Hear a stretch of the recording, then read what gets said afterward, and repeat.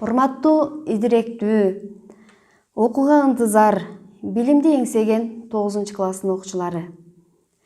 Быйыл баарыңар 9-класска киришип жатып, колуңарга мынандай төмөндөгү 9-класстын китебин колуңарга алып окуганы жатасыңар.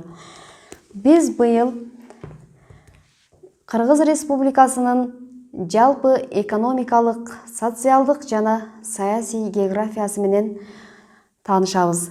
Андыктан былтыркы өтүлгөн материалдарга бир аз көз чаптыралы. Силерге белгилүү болгондой эле, география тармагы экиге бөлүнөт.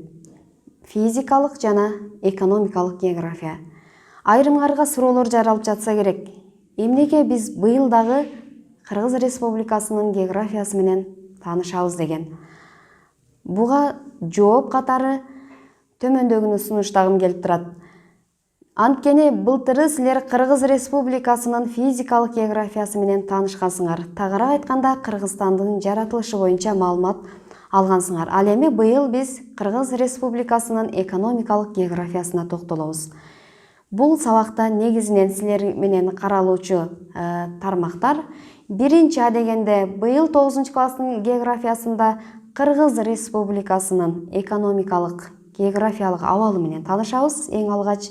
Андан кийин Кыргыз Республикасынын калкы боюнча маалымат алабыз. Үчүнчүдөн өнөр жай тармагы, төртүнчү айыл чарба тармагы, бешинчиден транспорт комплекси менен таанышабыз.